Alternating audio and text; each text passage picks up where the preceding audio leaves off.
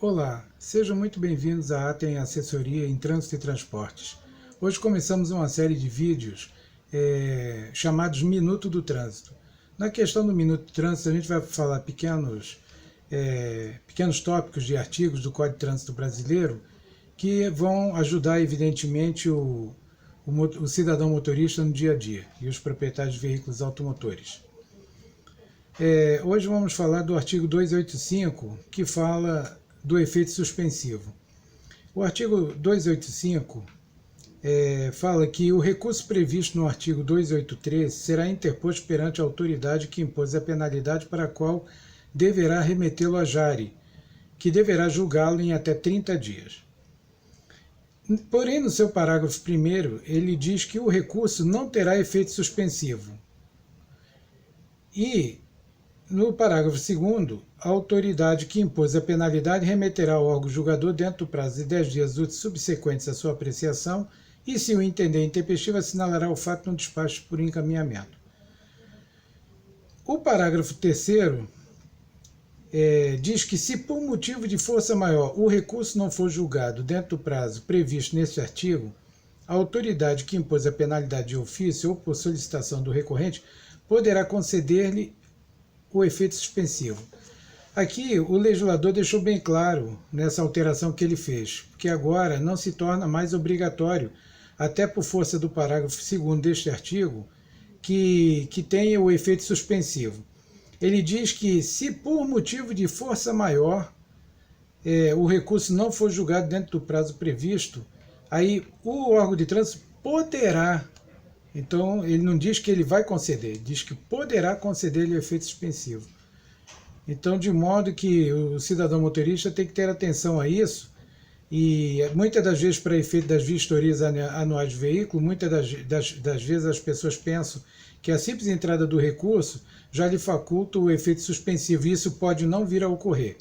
Há órgãos de trânsito que concedem, até na minha vivência de profissional de praticamente 25 anos, ainda temos alguns, como por exemplo a Polícia Rodoviária Federal do Rio de Janeiro, concede, mas já se for outra polícia rodoviária no qual você tenha tomado uma multa interestadual, por exemplo, em Minas Gerais, Paraná e tal, e como é remetido para lá, nem sempre você vai conseguir o efeito suspensivo, pode acontecer isso.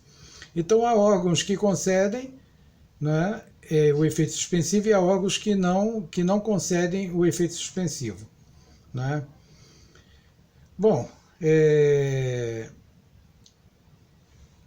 com relação ainda a esse artigo, nós podemos ver aqui que o CONTRAN atribuiu o efeito suspensivo aos recursos, tendo em vista o constante no artigo 24 da Resolução 182.5 no curso do processo administrativo, de que trata, e não incidirá nenhuma restrição ao prontuário do infrator, inclusive para fins de mudança de categoria de CNH. Então, o que acontece?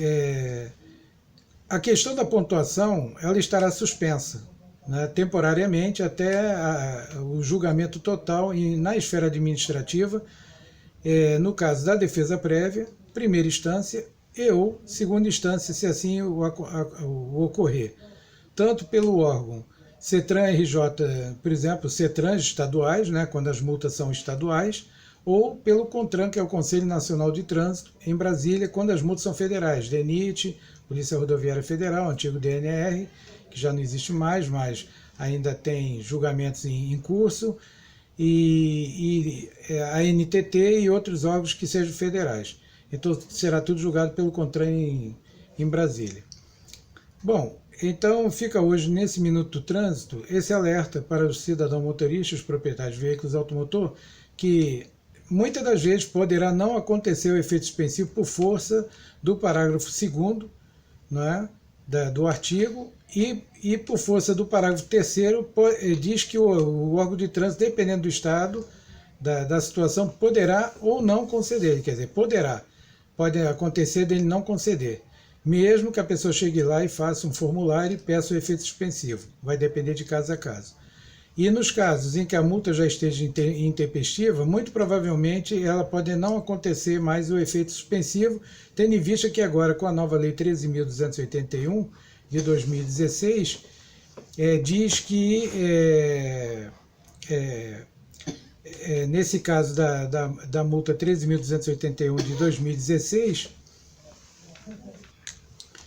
então, desculpa, continuando por força da lei 13.281 de 2016, ela fala que toda a base agora será pelo artigo 280 do Código de Trânsito Brasileiro para fins da questão das multas de trânsito, né, dos recursos de multa de trânsito.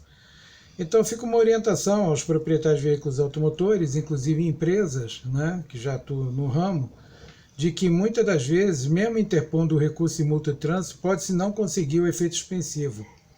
Então, faz-se necessário, no caso, quando são empresas que façam a cobrança diretamente do profissional motorista, e se esse profissional motorista, se eles descontarem esse dinheiro do profissional motorista, cabe à empresa guardar esse dinheiro até que venha a época de vistoria dos veículos, e se vier a época de vistoria dos veículos, não é? Aí eles poderem fazer o pagamento das multas para o efeito da vistoria, salvaguardando assim o direito do motorista também do recurso. Então, quer dizer, com o recurso ele vai pelo menos ter os pontos suspensos durante aquele tempo de duração, e a partir daí, entre defesa prévia, primeira instância e segunda instância, mesmo que ele venha a sofrer algum tipo de restrição do direito de dirigir, ele ainda vai ter também 3 linhas de defesa, que é a defesa prévia, primeira instância e segunda instância, onde se vai fazer a discussão do mérito em cima dos recursos que forem interpostos. Por isso aconselhamos não só o cidadão motorista a recorrer de toda e qualquer multa aplicada, bem como aconselhamos também aos proprietários de empresas de transporte, de carga, de ônibus, a estar recorrendo pelos motoristas. Ou seja, ainda que vocês cobrem o dinheiro dos motoristas, né, para poder saldar a multa que foi feita, né, que dê o direito ao amplo direito de defesa a esse motorista também, porque amanhã pode vir a ter problemas, inclusive na esfera trabalhista, uma vez que não foi dado esse direito, e ele pode vir a experimentar a restrição do direito de dirigir automática praticamente, né, alcançando os 20 pontos.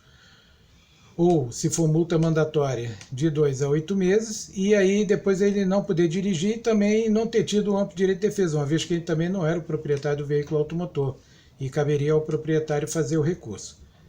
E fica aqui esse Minuto do Trânsito, hoje se encerra por aqui. A ATEM está à vossa disposição para tirar quaisquer dúvidas. Nosso e-mail, disquemulta com K, né? @yahoo.com, poderão ver no YouTube, nas nossas descrições, os meios de contato com a gente. Agradecemos, tenham todos um bom dia e tudo de bom.